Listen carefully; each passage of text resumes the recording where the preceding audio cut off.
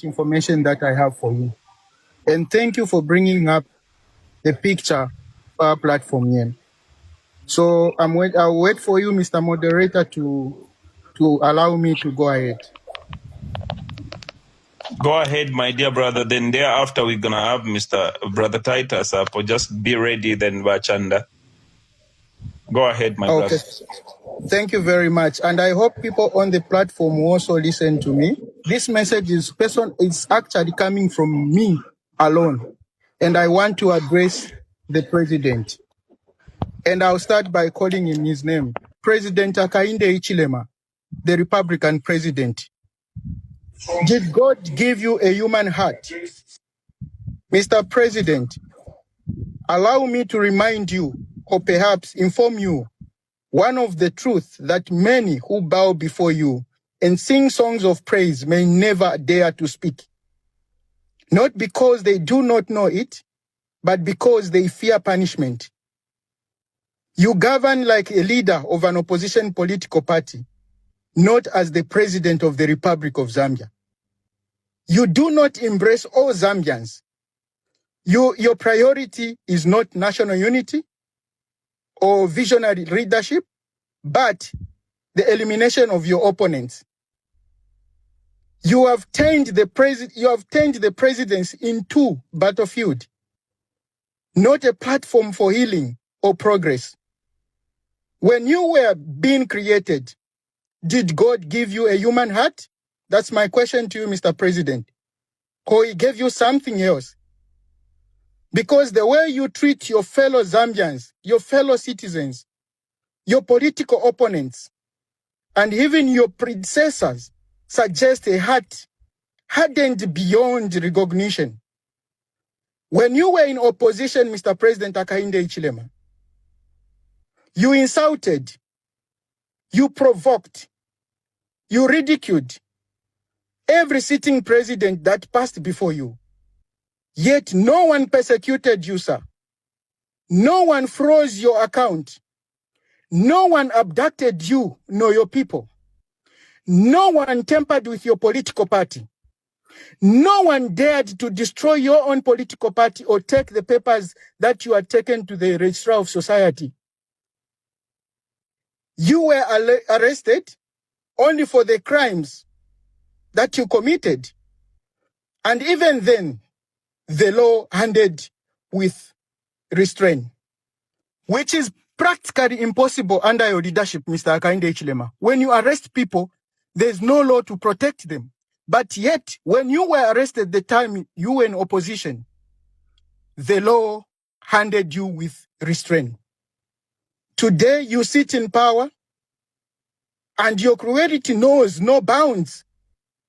You have turned governance into vengeance. You have weaponized the state against those who simply disagree with you. This is why today we have people like Sancho coming on the platform to tell us that we can't speak in Bemba, we have to speak in Tonga, because they feel they are more special than us. This is your problem, Mr. President. You have created this. Those that simply disagree with you, they are not your people. You can do whatever you want. MPs have been abducted, beaten, bruised, even in your presence. The last time, Mr. President, you were addressing the parliament, do you know that Eileen Mambirima area member of parliament, a young female MP, was beaten? You got that information, yet you did nothing about it. You ignored like nothing happened. And it's okay with you. JJ Banda was abducted, bruised, dumped like a criminal. Munia Zulu, as if he's not a youthful MP. You mistreated him. You grabbed his seat. You took him to prison, and today he's always been tortured. Do you have a human heart? Do you really feel the pain? Do you have the heart for Zambians? Tayari he has run away. He's run away from the country. Despite that, today he's talking good about you. He is just buying his freedom. He's not speaking all those things because you are doing the right thing. No, he wants to buy the freedom. He has tried his best to get back to his country. Unfortunately, he can't because you do not seem to have a human heart, Mr. President. I'm not scared. I'm addressing you today. If I have to face the consequences for what I'm going to say today, then let it be. You have frozen all the people, all the opposition leaders, their accounts, their houses, their properties. They have gone, their families are no longer together. Their livelihood. You have silenced their voices.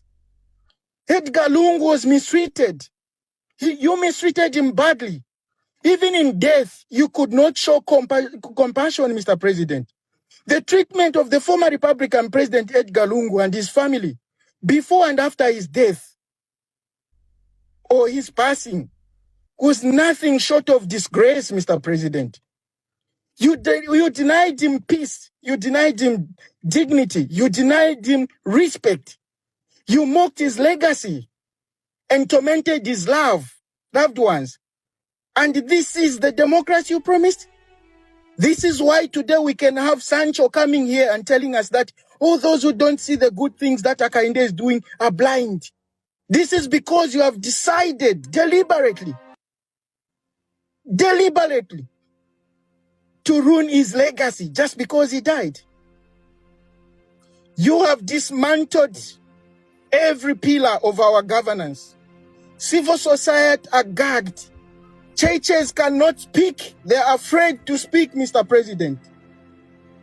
Chiefs, once symbol of wisdom and dignity and unity, are now paraded like school children, forced to, oh my God, forced to perform loyalty under your threat, Mr. President.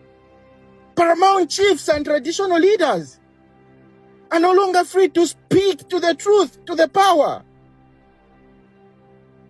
They are threatened, monitored, and humiliated. NGOs are silenced. Pressure groups are hunted. Zambians are living in fear, Mr. President. You have weaponized the three arms of government: the executive, the judiciary, the legislature, not as an instrument of service, but as a triangular weapon of punishment to your people. Instead of checks and balances, we now face coordinated attacks. Oh my God. No decency.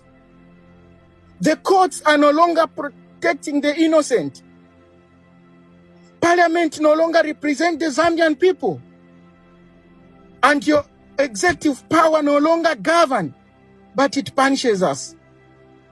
You have divided us along tribe lines. That's why Sancho can say whatever he wants to say today. Your strategy have brought nothing but suffering. Your leadership has become a source of national trauma, Mr. President. So I ask you again, did God give you a human heart? What do you truly desire, Mr. President? What must happen for your heart to be satisfied? Tell us. We need to know. It seems there's something that you want to happen for you to be satisfied and govern the country in the right direction. Can you tell us, please? If truly your intentions were to serve the country, then why have you become its greatest source of pain, Mr. President? I believe you will receive this message and you'll be able to respond to me as Paul. And I'm speaking it because a lot of people today are silenced.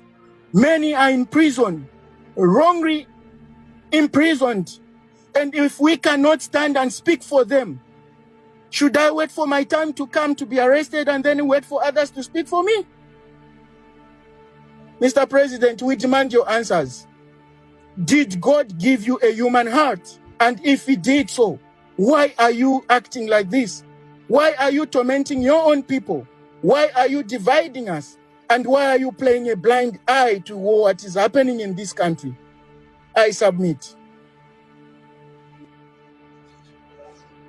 Wow.